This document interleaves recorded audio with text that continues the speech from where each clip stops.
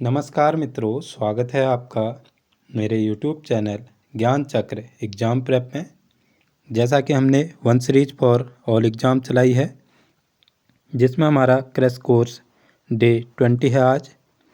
इसमें हम हिंदी के अंतर्गत पढ़ेंगे क्रिया विशेषण, हिस्ट्री में पढ़ेंगे इस्लाम का उदय और अरब तुर्क का आक्रमण, और उत्तराखंड में पढ़ेंगे उत्तराखंड में पशुपालन एवं पशु विकास कार्यक्रम। डे 20 है तो हमारे लगभग 60 टॉपिक क्लियर हो चुके हैं सिलेबस के हिसाब से। तो चलिए शुरू करते हैं। क्रिया विशेषण परिभाषा से शुरू करेंगे। जो अभिकारी शब्द क्रिया की विशेषता प्रकट करते हैं उन्हें हम क्रिया विशेषण कहते हैं। अभिकारी शब्द है जिसमें लिंग, वचन, कारक इन चीज़ों का कुछ भी फर्क नहीं पड़ता है। अभी मैं आपको इसको एग्जाम्पल से समझा दूंगा। जैसे क्रिया विशेषण के उदाहरण तेज, धीरे धीरे, प्रतिदिन, सदा, यहाँ, जल्दी, बहुत, पर्याप्त, अभी आदि। जैसे उदाहरण से समझते हैं, श्याम धीरे धीरे चलता है। इसका प्रयोग होता है क्रिया से ठीक पहले, ये चलता है से पहले क्रिया विशेषण का प्रयोग हुआ है। यहाँ वातावरण सदा शांत रहता है। ये देखो, सदा शांत रहता है क्या है, यहाँ पर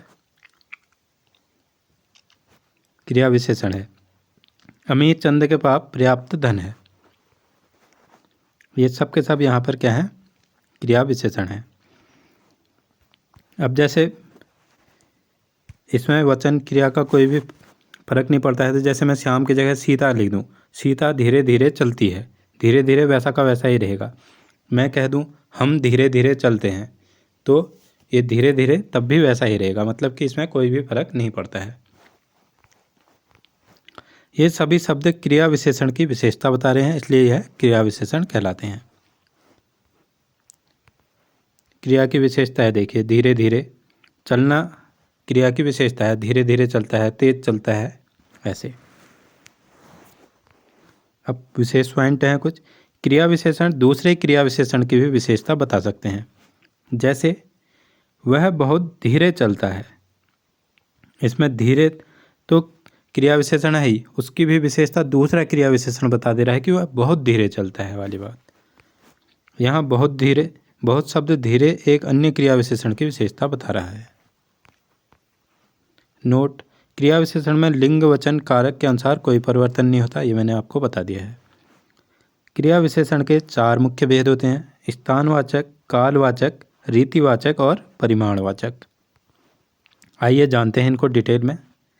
स्थानवाचक क्रिया विशेषण जो क्रिया के स्थान का बोध कराए, वो होते हैं स्थानवाचक क्रिया विशेषण। इसके उदाहरण से समझेंगे हम। राम भीतर सो रहा है। भीतर क्या है, कोई स्थान है, घर के भीतर होगा, कहीं और भीतर होगा, ऐसे करके सो रहा है वाली बात। वह कहाँ जाएगा, कहाँ कोई जगह है। इनके भी भेद होते हैं अलग अलग, जैसे स्थिति बोधक और दिशा बोधक। स्थिति बोधक कैसे है, यहाँ, वहाँ, जहाँ, पास, दूर, बाहर, अंदर, सामने, पीछे, साथ, सर्वत्र आदि। इन सब से स्थिति का बोध हो रहा है कि वह कहाँ जाएगा, दूर जाएगा, पास आएगा हमारे, यहाँ जाएगा, वहाँ जाएगा, अंदर जाएगा या सामने आएगा, ठीक है, या सर्वत्र है। इन सब से स्थिति का बोध हो रहा है।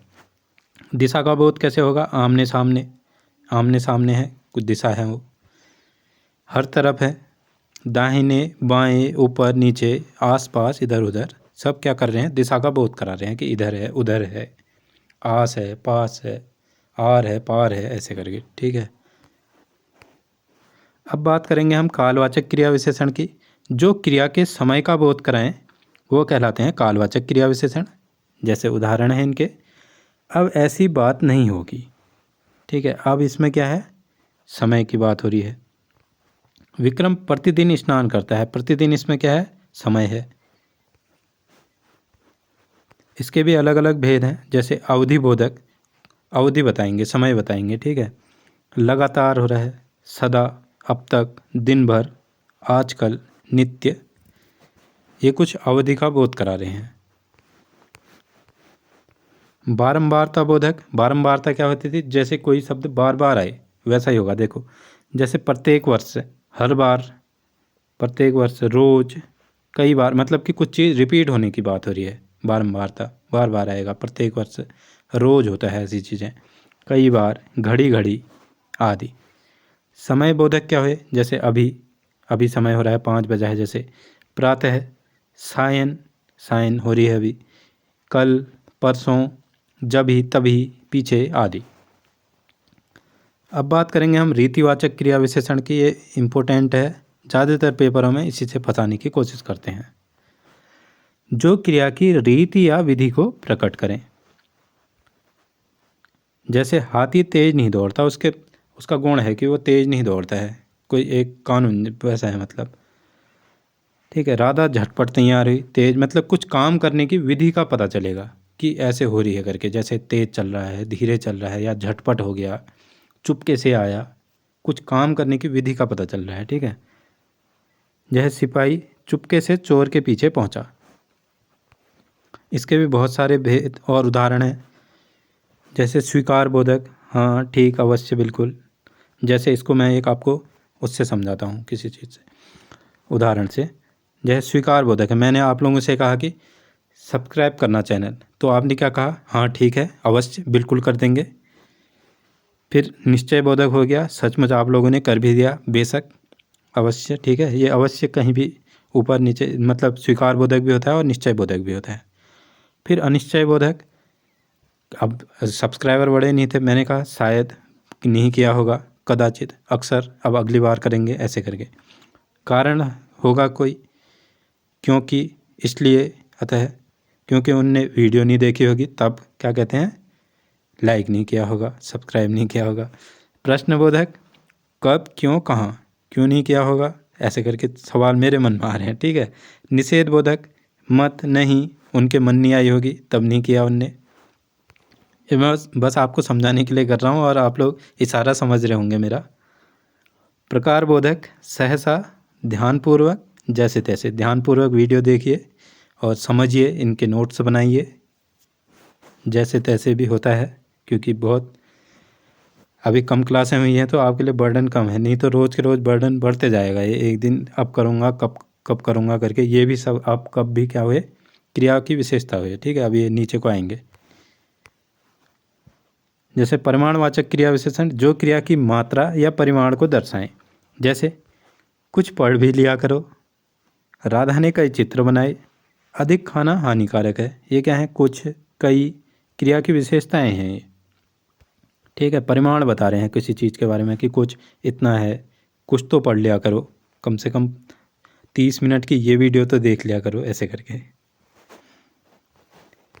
अब इसके भी भेद हैं, उदाहरण हैं, जैसे क्रमबोधक, क्रम से, एक एक करके, थोड़ा थोड़ा, जैसे क्रम से वीडियो जा रही हैं, 1 2 3 4, आज डे 20 तक पहुंच गए हम। आज मैं सारा ये वीडियो से इंक्लूड कर रहा हूँ क्योंकि एग्जाम्पल फटाफट आपके समझ में भी आ जाएंगे। न्यूनता बोधक, लगभग, किंचित, थोड़ा, थोड़ा थोड़ा देख रहे हैं आप लोग, जैसे। पर्याप्तता बोधक, केवल, काफ़ी, बराबर, यथेष्ट। आधिक्यता बोधक मतलब कि अधिक का बोध कराएगा, बहुत है वाली बात, इतना सारा, निपट, पूर्णतया, भारी है, कुछ ही चीज़ की अधिकता का बोध करा रहा है। तुलना बोधक, जितना उतना, अधिक कम, जैसे आप लोग तुलना कर रहे होंगे, ये अच्छा पढ़ाता है, ये गंदा पढ़ाता है, ऐसे करके। अब कुछ जानकारी की बातें देखते हैं। कुछ शब्द दोनों प्रकार के हो सकते हैं, विशेषण भी और क्रिया विशेषण भी। जैसे रमेश अच्छा लड़का है, यहाँ पर अच्छा क्या है, विशेषण है, संज्ञा की विशेषता बता रहा है, क्योंकि रमेश की विशेषता बता रहा है, रमेश यहाँ पर क्या है, संज्ञा है। आपने ये वाली वीडियोज नहीं देखी हैं तो आप देखना पहले। वह अच्छा लिखता है, यहाँ पर अच्छा क्या है, क्रिया की विशेषता है, लिखना, लिखता भी कैसा है, अच्छा लिखता है, बहुत अच्छा लिख देता है वाली बात। फिर वो बहुत अच्छा, उसकी भी विशेषता हो जाएगी, क्रिया विशेषण की भी विशेषता बताते हैं, बहुत अच्छा लिख दिया करके, ठीक है। क्रिया विशेषण की क्रिया की विशेषता कहलाता है, क्रिया की विशेषता बता रहा है क्योंकि। तो अब बात करते हैं उत्तराखंड में पशुपालन की एवं पशु विकास कार्यक्रम की। देखो, पशुपालन बहुत ज़रूरी है स्वरोजगार के लिए, अपनी अर्थव्यवस्था को में योगदान देने के लिए, और पशुपालन, घर में गाय बच्चे ऐसे करके पालने, ये चीज़ें, यही हुआ पशुपालन, ठीक है। अब इसके जो इम्पोर्टेंट कार्यक्रम हैं या जो सरकार की तरफ से हमारे चलाई जा रही हैं योजनाएं, वो सब हम जानते हैं आगे को। उत्तराखंड पशुधन विकास बोर्ड, इसका गठन जून 2001 में किया गया। मुख्यालय इसका देहरादून में है। इसका एक प्रशिक्षण केंद्र भी है ये पशुधन विकास बोर्ड का, वो ऋषिकेश में है। ठीक है। पशु चिकित्सा हेतु उत्तराखंड पशु चिकित्सा परिषद की स्थापना की गई है और उत्तराखंड पशु कल्याण बोर्ड की भी स्थापना की गई है। अति हिमीकृत वीर्य उत्पादन केंद्र श्यामपुर देहरादून में है। इम्पोर्टेंट सवाल है, बहुत बार आ चुका है पेपर में। राष्ट्रीय कैटल एंड बैफलो ब्रीडिंग प्रोजेक्ट 2002-3 से प्रारंभ किया था। ये केंद्र की तरफ से चलाई जा रही योजना है। ठीक है। गौवंश सेवा आयोग गौवंशीय वध पर रोक लगाने हेतु, जैसे गाय ये बैल, इनके जो वध होते हैं उन पर रोक लगाने के लिए गौवंश सेवा आयोग की स्थापना की गई है। गौ विज्ञान संस्थान पशुलोक ऋषिकेश में है ये। चारा विकास एवं वीर्य उत्पादन चारा बैंक खोले गए हैं, एक पंतनगर में, एक पशुलोक ऋषिकेश में। 2 चारा बैंक खोले गए हैं। ठीक है। राष्ट्रीय गोकुल मिशन लिंग वर्गीकृत वीर्य उत्पादन प्रयोगशाला श्यामपुर ऋषिकेश में खोली गई है, ये मैंने आपको बता दिया। वो राष्ट्रीय गोकुल मिशन के अंतर्गत भी इसमें अब काम किया जा रहा है श्यामपुर ऋषिकेश के अंतर्गत। मोबाइल वेटरनरी यूनिट, मतलब कि पशुओं के लिए, ये देखो ये पशुपालन विभाग आपके द्वारा, ये वाली गाड़ी आप लोगों के यहाँ भी चलती होगी। 1962 नंबर है इसका हेल्पलाइन नंबर। ये मतलब पशुओं की एम्बुलेंस टाइप की लगाई है इसको। इसका शुभारंभ हुआ था 16 नवंबर 2022 को। 60 मोबाइल वेटरनरी वाहन अभी उत्तराखंड में चल रहे हैं। ठीक है। इसका हेल्पलाइन नंबर है 1962। दुग्ध विकास डेयरी डेवलपमेंट प्रथम दुग्ध संघ की स्थापना हल्द्वानी में 1949 में की गई थी। इम्पोर्टेंट सवाल है। आंचल ब्रांड से आपूर्ति की जा रही है। अच्छो रे अच्छो आप भी सुनते होंगे, आजकल जो गाड़ी आती है आंचल, दूध दही छाछ, इन चीज़ों के लिए आंचल ब्रांड के आ रहे हैं आजकल। ये उत्तराखंड का ब्रांड का नेम है। महिला डेयरी विकास परियोजना गंगा गाय विकास योजना 2014-15 में चलाई जा रही है। ये योजनाएं महिला डेयरी विकास परियोजना के अंतर्गत चलाई जा रही हैं। ठीक है। मिल्क पाउडर प्लांट लगा है उधम सिंह नगर में। डेयरी शोध केंद्र नैनीताल में है। कुक्कुट पालन व सूकर पालन, कुक्कुट प्रक्षेत्र हैं हमारे 3 हैं ये, पशुलोक ऋषिकेश में, बिण पिथौरागढ़ में और हवालबाग अल्मोड़ा में। कुक्कुट हुए ये चूजे। सूकर प्रक्षेत्र हैं 2, श्यामपुर देहरादून में और काशीपुर उधम सिंह नगर में। सूकर मतलब ये सूअर।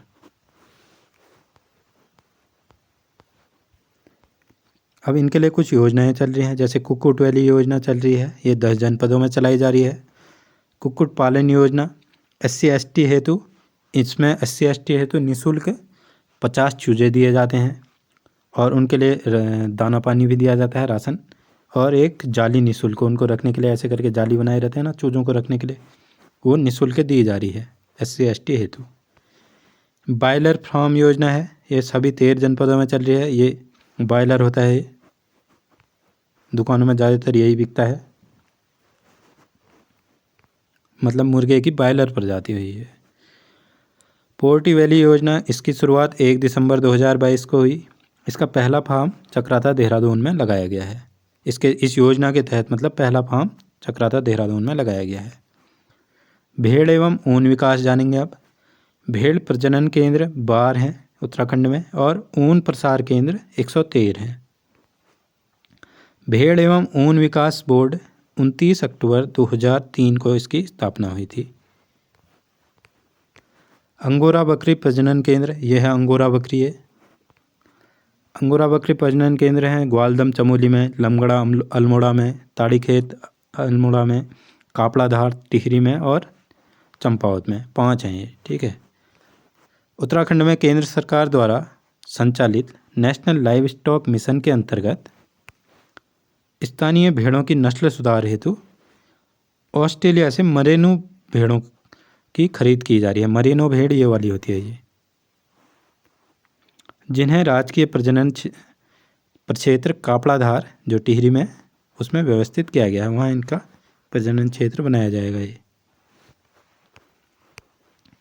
कृत्रिम गर्भाधान प्रयोगशाला पशुलोक में ऋषिकेश में है। इस प्रयोगशाला में उच्च गुणवत्ता के बीटल और जमुनापरी नस्ल की नर बकरी के वीर्य का हिमीकृत वीर्य उत्पादन किया जा रहा है। यह है जमुनापरी और यह है बीटल। गोट वैली परियोजना, इसका आरंभ 16 नवंबर 2022 को किया गया। प्रथम चरण में बागेश्वर और रुद्रप्रयाग में किया गया था। वर्तमान में 13 जनपदों में संचालित है ये योजना। अब बात करेंगे मिशन लाल लोमड़ी की और रेड फॉक्स मिशन की। इसका उद्देश्य है जंगली सुअरों की जनसंख्या पर नियंत्रण करना। इसके तहत विलुप्त हो रही जो लोमड़ियाँ हैं, जो लाल लोमड़ियाँ लोग ये सुअरों का जो आहार होती थी, वो अब विलुप्त हो रही हैं।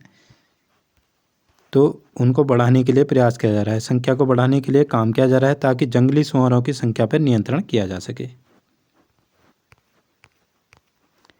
पशु सखी योजना, इसका उद्देश्य है महिलाओं की आमदनी बढ़ाना और उनको रोजगार देना। मधुग्राम योजना, इसका प्रारंभ 2020 में किया गया उद्यान विभाग द्वारा बागवानी मिशन के तहत। इसका उद्देश्य है युवाओं को रोजगार देना और मधुमक्खी पालन का प्रशिक्षण देना। सभी 13 जनपदों में एक एक न्याय पंचायत में को मधुग्राम बनाने की योजना है।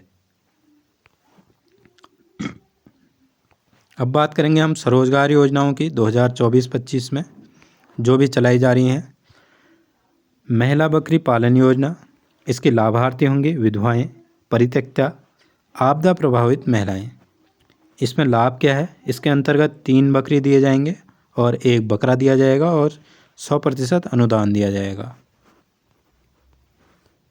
गौपालन योजना, SC/ST वर्ग हेतु दुधारू गायों को 90% अनुदान पर दिया जाएगा। ये जैसे पेपर में पूछता है, मैंने वैसे ही सब के सब अरेंज कर रखे हैं।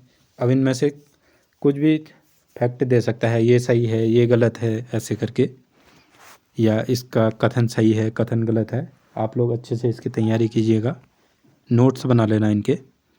बकरी पालन योजना, SECC वर्ग को, SECC वर्ग क्या हुआ? Socially economic and caste census, सामाजिक आर्थिक रूप से जनगणना में पिछड़े हुए लोग को 10 बकरी 1 बकरा देंगे और 90% अनुदान पर दिए जाएंगे बकरी पालन योजना के अंतर्गत। गौ सदन योजना चल रही है। उत्तराखंड गौवंश संरक्षण अधिनियम 2007 इम्पोर्टेंट है के प्रावधानों के अनुरूप गौ सदनों की स्थापना की जा रही है। मान्यता प्राप्त उत्तराखंड में अभी 64 गौ सदन है। गाय को राष्ट्रमाता का दर्जा सितंबर 2018 में दिया गया। प्रति गौवंश 80 रुपये दिन की दर से अनुदान दिया जाएगा। ठीक है, एक गाय है तो 80 रुपये उसके लिए, मतलब 80 रुपये का वो उसकी डाइट होगी, मतलब सीधी बात। मुख्यमंत्री राज्य पशुधन मिशन योजना, भारत में पशुधन ऐप चला रहे हैं एक भारत पशुधन। इसके अंतर्गत डाटा एंट्री हुई है, मतलब कि कितने बीमार हैं पशु या उनके स्वामी कौन हैं और वो कृत्रिम गर्भाधान कितनों ने कराया है। इसके अंतर्गत 1.18 करोड़ पशु इसके अंतर्गत डाटा एंट्री होगी है पशुधन ऐप के अंतर्गत। इसके अंदर सेवाएं क्या मिलेंगी? टीकाकरण, गर्भ परीक्षण, कृत्रिम गर्भाधान आदि इसके अंतर्गत सेवाएं प्रदान की जाती हैं।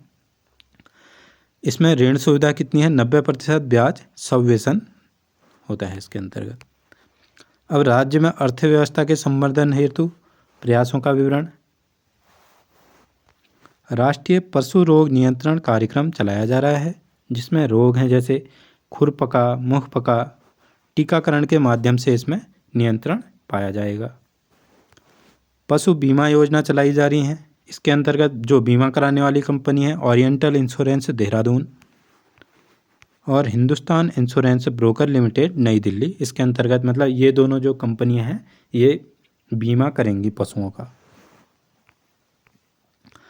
पशु प्रजनन फार्म और प्रयोगशालाएं, Kalsi farm centre of excellence में रेड, सिंधी, साहिवाल और गिर नस्ल के पशुओं के संरक्षण व संवर्धन भ्रूण प्रत्यारोपण तकनीक के माध्यम से किया जा रहा है?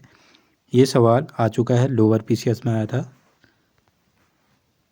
नरियाल गांव में बद्री नस्ल की जो गाय हैं उनके संरक्षण हेतु लिंग वर्गीकृत वीर्य का उपयोग किया जाएगा। ये सवाल भी आ चुका है, दोनों इम्पोर्टेंट हैं। ए हेल्प कार्यक्रम, इसकी फुल फॉर्म आई थी accredited agent for health and extension of live stock production. इसका शुभारंभ अप्रैल 2023 में किया गया। स्थान देहरादून, सर्वे ऑफ इंडिया एडिटोरियम के अंदर। इसका उद्देश्य है संक्रामक रोगों की रोकथाम करना, कृत्रिम गर्भाधान कराना, टैगिंग लगाना। जैसे आप लोग गायों के कान में आजकल देखते होंगे उसके मालिक का नाम लिखे रहते हैं, क्योंकि जिससे कि इनको वो न जंगल को न छोड़ें, इस टाइप से। और बीमा आदि चीज़ें की जाएंगी। ग्रामीण महिलाओं की भागीदारी व सशक्तिकरण। पशुपालन से संबंधित कुछ शब्द हैं, जैसे खरक या छान कहते हैं। जंगल में पालतू पशुओं को रखने की जगह खरक या छान कहलाती है। गोठ क्या कहलाता है? मकान का निचला हिस्सा जहाँ पालतू पशु रहते हैं। गांव में आपने देखा होगा इन चीज़ों को। अब बात करेंगे हम इस्लाम का उदय और अरब तुर्क आक्रमण की, और इसी के साथ आज हमारी एंशिएंट हिस्ट्री ख़त्म भी हो जाएगी। इस्लाम का उदय। इस्लाम दो शब्दों से मिलकर बना है, दो शब्द अरबी शब्दों से मिलकर बना है, ठीक है। ये दो शब्द। सल्म इसका अर्थ होता है शांति, और सिल्म का अर्थ होता है समर्पण। इसका उदय हुआ था अरब देश में। अरब देश ये सऊदी अरब। उस टाइम पर तो, अब उस टाइम में हुआ था तो उस समय में ये पूरा आता होगा इधर से ऐसे करके जितना भी होगा। अभी ये है सऊदी अरब। ये यहीं से आएंगे ये लोग, अरब सागर से। इंडिया यहाँ पर सिंध क्षेत्र है। अभी पढ़ते हैं, समझते रहेंगे। एक बार मैप को आप लोग देख लीजिएगा।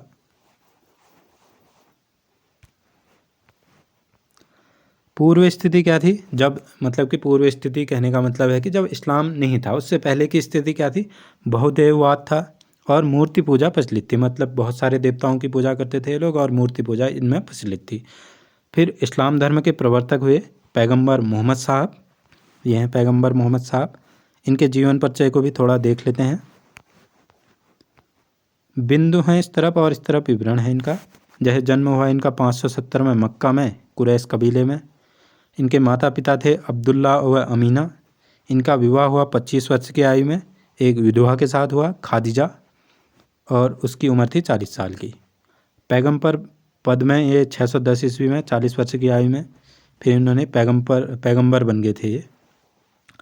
हिजरत 622 ईस्वी में। ये जब मक्का से मदीना गए तो इन्हें क्या किया? हिजरी संवत की शुरुआत की। पहला इम्पोर्टेंट सवाल, बाकी ये कुछ भी इम्पोर्टेंट नहीं है। हिजरी संवत की शुरुआत 622 में, जब मक्का से ये मदीना चले गए थे तो तब इनने हिजरी संवत की शुरुआत की, ठीक है। इनकी संतान एक पुत्री थी फातिमा। विवाह इसका अली से हुआ। इनकी मृत्यु 632 ईस्वी में मदीना में हुई। चलो, मदीने चलने वाला यही वाला मदीना है, ठीक है। इस्लाम धर्म की प्रमुख विशेषताएं। एकेश्वरवाद, मतलब कि केवल अल्लाह की इबादत करेंगे ये लोग, एक भगवान को मानेंगे, अल्लाह को। भाईचारा व समानता। कर्म सिद्धांत, जैसा कर्म करेंगे वैसा फल मिलेगा। स्वर्ग नरक की अवधारणा है इनमें। मूर्ति पूजा का ये लोग विरोध करते हैं। इस्लाम धर्म के 5 स्तंभ या कर्तव्य। कलमा, अल्लाह और मोहम्मद पर विश्वास। नमाज, दिन में 5 बार नमाज करेंगे वाली बात। रोज़ा, रमज़ान के माह में एक रमज़ान का महीना चलता है इनका, उसमें ये उपवास रखते हैं सूर्योदय से सायंकाल तक। ज़कात, आय का 2.5 दान करेंगे। ज़कात एक कर टाइप का था। हज, जीवन में कम से कम एक बार मक्का की यात्रा करनी चाहिए। जो जो इम्पोर्टेंट होंगे मैं बता दूंगा। ये चीज़ें अब सिलेबस में दिया है तो पढ़नी ज़रूरी है। पैगंबर साहब का शासन। मदीना से प्रथम मुस्लिम राज्य की स्थापना, खिलाफत की नींव डाली इनने, ठीक है। मदीना में प्रथम मुस्लिम राज्य की स्थापना पैगंबर साहब ने की। फिर वहाँ से जब मक्का से मदीना चले गए तो वहाँ उनने मुस्लिम राज्य की स्थापना कर दी। फिर उन्होंने कार्य किए। पैगंबर भी थे, खुद ही राजा भी थे, खुद ही सेनापति भी थे, खुद ही न्यायाधीश भी थे। 4 पवित्र खलीफा इनके, इधर खलीफा हैं, इधर कार्य हैं उनके। जो जो इम्पोर्टेंट है मैंने वही ऐड किया है इधर पर। अबू बकर 632 से 634 ईस्वी पूर्व प्रथम खलीफा, इस्लाम का प्रचार किया इनने। हजरत उमर 634 से 644 ईस्वी तक थे, ईरान, सीरिया, मिस्र आदि में विजय की इनने। ये ऊपर मैप में आप लोग देख लेना, ईरान, सीरिया, मिस्र। 636 में भारत पर पहला असफल अरब आक्रमण, ये असफल हुआ था। अभी जब मोहम्मद बिन कासिम आएगा तो सफल करेगा। तीसरा था उसका मोहम्मद बिन कासिम ने। पहले एक बार ये किया, फिर एक और बार करेंगे, फिर असफल होते रहेंगे 2 बार, फिर तीसरी बार मोहम्मद कासिम जीतेगा। ठीक है, तो असफल आक्रमण था, लेकिन ये इम्पोर्टेंट सवाल है, आया है पेपरों में 2-3 बार, तो इसको याद रखना। हज़रत उस्मान 644 से 656, 651 ईस्वी में इन्होंने कुरान शरीफ का संकलन किया, ये भी आया हुआ है। हज़रत अली 656 से 661 विजय अभियान, अंततः हत्या होगी इनकी। इसकी हत्या कर देते हैं, ये उमैया वंश का मुबैया कर देता है। उमैया वंश 661 से 749 ईस्वी तक है। इसका संस्थापक मुबैया था, इसने इसको मार दिया है हज़रत अली को। राजधानी दमिश्क थी इनकी। 712 ईस्वी में मोहम्मद बिन कासिम आएगा, इसके द्वारा सिंध विजय की जाएगी। यहाँ का जो दाहिर शासक था उसको हरा देंगे ये लोग, मतलब हरा देगा मोहम्मद बिन कासिम। अभी पढ़ते हैं, नीचे को आएगा। खलीफा पद वंशानुगत बना दिया इन्होंने। फिर आएगा अब्बासी वंश, इसकी स्थापना अब्बास सप्पाह ने की थी। राजधानी इनकी बगदाद थी। प्रसिद्ध खलीफा अल-मामून हारून अल रशीद थे, कुछ भी इम्पोर्टेंट नहीं है। अंत में 1258 हलूक खां ने बगदाद पर आक्रमण कर अंतिम खलीफा मुस्तकीम की हत्या कर दी, आया था एक बार। अब यहाँ से थोड़ा इम्पोर्टेंट शुरू हो जाएगा, ध्यान देना बढ़िया से। ये है सिंध का क्षेत्र, और ये मैंने आपको पहले ही बताया इधर से कि यहाँ खैबर दर्रे से होते हुए मोहम्मद गजनवी ये लोग आते रहे करके, खैबर दर्रे थे यहाँ पर को पूरा ऐसे करके, ये मैंने आपको बना के भी दिखाया। ये अरबों की सिंध विजय, ये लोग आएंगे, ये यहाँ अरब सागर से आएंगे। अभी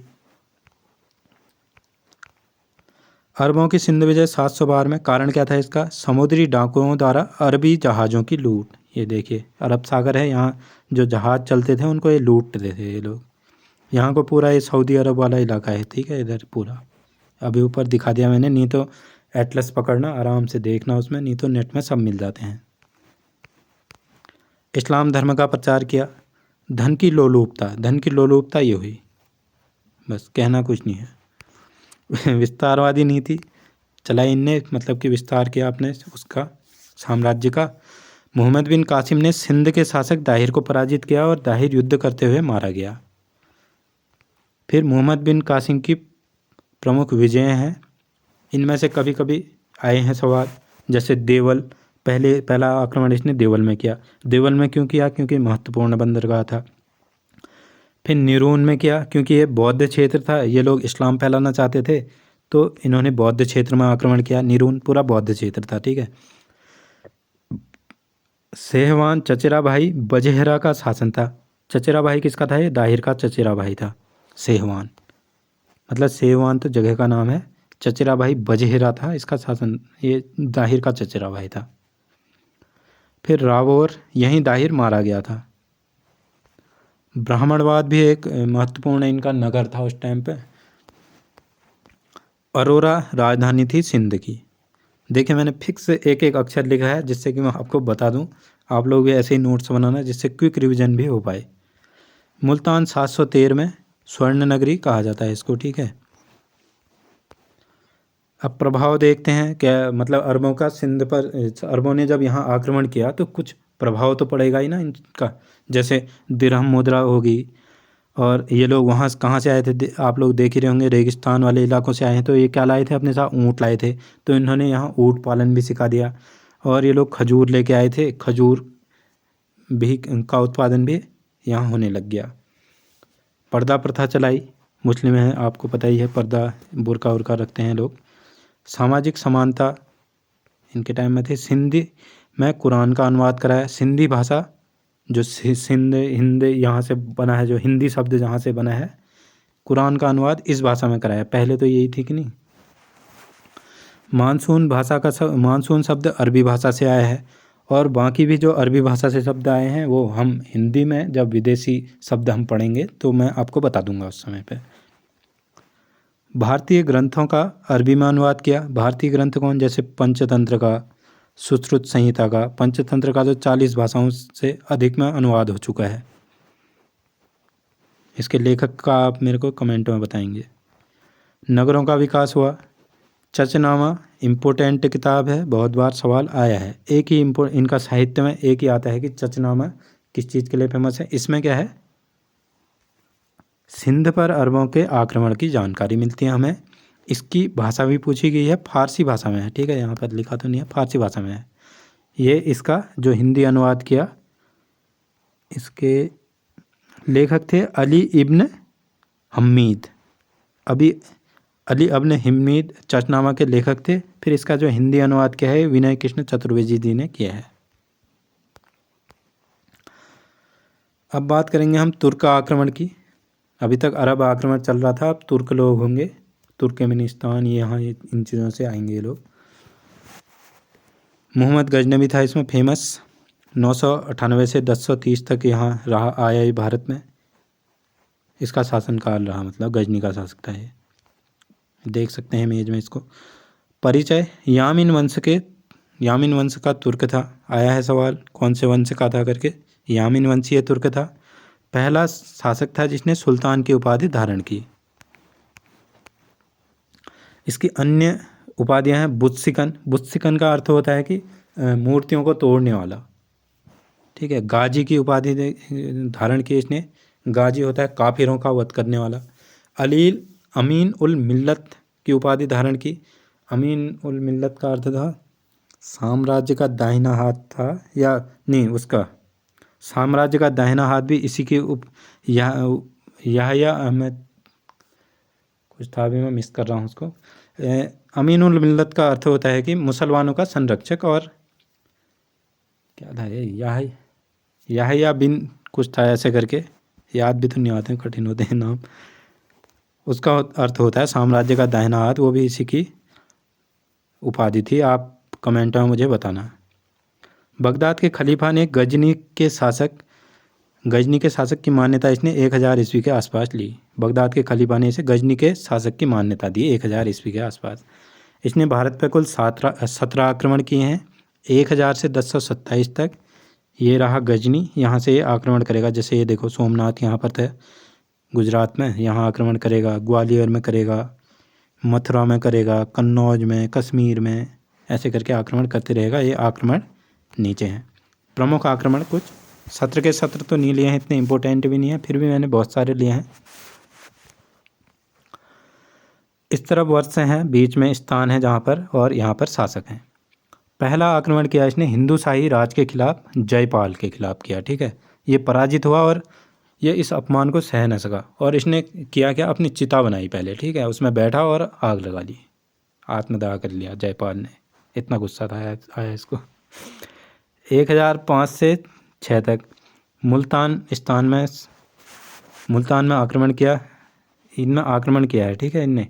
उसमें शासक था अब्दुल फतेह, इसने आत्मसमर्पण कर दिया। 1008 में वहंद पर आक्रमण किया, आनंदपाल पराजित हो गया।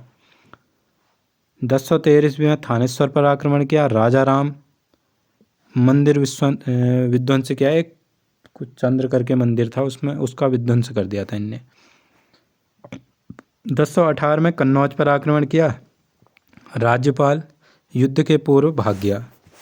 ये मैंने आपको वहाँ पर भी बताया था। ये चंदेल शासक फिर इस राज्यपाल को, इस पाल शासक को वो करता है करके, डांटता टाइप का है करके, विद्याधर। ये चंदेल शासक था।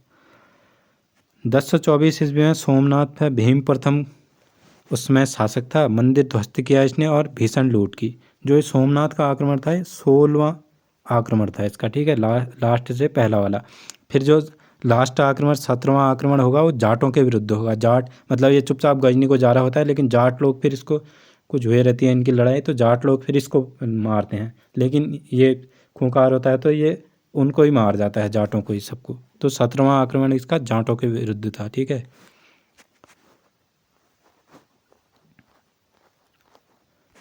ये भीम प्रथम भी मैंने आपको बता दिया है किस वंश के शासक थे, आप मुझे कमेंट में बताएंगे। यह है सोमनाथ का मंदिर, ये भव्य है बहुत। अब सांस्कृतिक सहयोगी, अब मोहम्मद गजनवी अकेला तो आया नहीं था, इसके साथ उतबी भी आया था, फिरदौस भी आया था, एक दो और आए थे, अलबरूनी भी आया था। अब इनने कुछ, जैसे उतबी ने लिखी तारीख़ यामीन लिखी, फिरदौसी ने लिखी शाहनामा, अलबरूनी ने लिखी किताब उल हिंद। इस ये अलबरूनी ऐसा शासक था मतलब जो यहाँ वहाँ से आया और यहाँ संस्कृत का इसने अध्ययन भी किया। अब बात करेंगे हम तुर्क शासन की नींव की, मोहम्मद गौरी। ये हैं मोहम्मद गौरी जी। ये संसवनी वंश के थे, वो यामिन वंश के थे। मोहम्मद यामिन वंश का था वो, और ये संसवनी वंश का था। वर्ष और घटनाएं, ठीक है। 1175 में इसने मुल्तान पर विजय की और करमाथियों पर इसने पहला आक्रमण किया। 1178 में गुजरात विजय की भीम द्वितीय के समय में, भीम द्वितीय उसमें शासक था, ठीक है। और 1181 और 85 में पंजाब पर आक्रमण किया और लाहौर पर कब्जा कर लिया। फिर इनमें ये वो स्वतंत्र संस्था, क्या कहते हैं उसे, स्वतंत्र संस्था भी बना देते हैं अपनी, मतलब यहाँ पहले इस्लाम की नींव टाइप की डाल देते हैं लोग इन जगहों में। फिर 1191 में तराइन का प्रथम युद्ध हुआ, इम्पोर्टेंट है, विजयी पृथ्वीराज विजय हुआ इसमें। फिर 1192 में तराइन का द्वितीय युद्ध हुआ और पृथ्वीराज पराजित हो गया। फिर पराजित होकर इसको बंदी बना लेते हैं, फिर इसकी आंखों में सरिया हरिया डाल देते हैं कुछ ऐसे करके। आप मूवी देखना, एक पृथ्वीराज मूवी है, उसमें आपको दिख जाएंगी ये चीज़ें। 1191 में चंदावर का युद्ध हुआ, जयचंद को हराया इसने। जयचंद था गढ़वाल वंश का शासक, कन्नौज से तो आप परिचित हैं, आपको मैंने बता दिया है। ये गढ़वाल वंश भी दिखाया था मैंने आपको। अगर आप लोगों ने पुरानी वीडियोज़ नहीं देखी हैं तो देखिए उनको। ये चौहान वंश के टाइम में मैंने पृथ्वीराज जी के बारे में पूरा बताया है। गढ़वाल वंश फिर हार व मृत्यु होगी। फिर कुछ अन्य तथ्य, सेनापति था इसका बख्तियार खिलजी। विक्रमशिला और सोमपुर बौद्ध विहार को ध्वस्त कर दिया। ये बनाए थे किसने, पाल शासक धर्मपाल ने। देखना, मैंने ये सब चीज़ें बताई हैं, ठीक है। धर्मपाल के समय में इस धर्मपाल ने ये चीज़ें बनाई हैं, विक्रमशिला और सोमपुर बौद्ध विहार। गौरी के आक्रमणों में तुर्की सत्ता की नींव पड़ी। जैसे मोहम्मद गजनवी तो आया था, खाली वो लड़ने के लिए आया था, मतलब लड़ा, उसने लूटपाट की और अपने साथ जितना धन लूटा उसने वो चीज़ें अपने साथ ले गया। जैसे कभी आएगा कि मोहम्मद गजनवी के भारत में आक्रमण के क्या प्रभाव पड़ते हैं, तो हम क्या कहेंगे, उसने यहाँ की सांस्कृतिक विरासत को नुकसान पहुँचाया और चीज़ें यहाँ के राजाओं की उनको उजागर किया, मतलब कितने कमज़ोर हैं टाइप से, क्योंकि अपनी एक सेना लेके आया है और यहाँ के सबको हरा के चले गया वो 17 बार आक्रमण करके। तब ये चीज़ें हम लिख सकते हैं। और ये जो गौरी था ये बहुत ही मतलब इच्छा शक्ति वाला था, तो इसने कहा कि हम यहाँ शासन करेंगे करके, तो इसने शासन की नींव डाली, तुर्की सत्ता की नींव डाली। ये आते हैं सवाल इस टाइप के भी, अब थोड़ा घुमा फिरा के पूछेगा तो इस टाइप के भी बनने लग जाएंगे, तो फिर आपने डीपी पढ़ना पड़ेगा। कुतुबुद्दीन ऐबक, अब ये जो गौरी, फिर ये कुतुबुद्दीन ऐबक को बैठा जाता है इधर, भारत का शासक नियुक्त किया। अब इसके बाद हम क्या पढ़ेंगे, गुलाम वंश, दिल्ली सल्तनत शुरू हो जाएगा, मतलब सीधे सीधे दिल्ली सल्तनत के बारे में पढ़ेंगे। गुलाम वंश आएगा, फिर खिलजी वंश, फिर ऐसे आगे को वंश आते रहेंगे। कुछ संक्षिप्त तथ्य हैं जो इतना हमने पढ़ा, उसके परीक्षा उपयोगी कुछ वन लाइनर जो पेपर में आए भी हैं। जैसे इस्लाम के प्रवर्तक कौन थे, मोहम्मद साहब पैगंबर।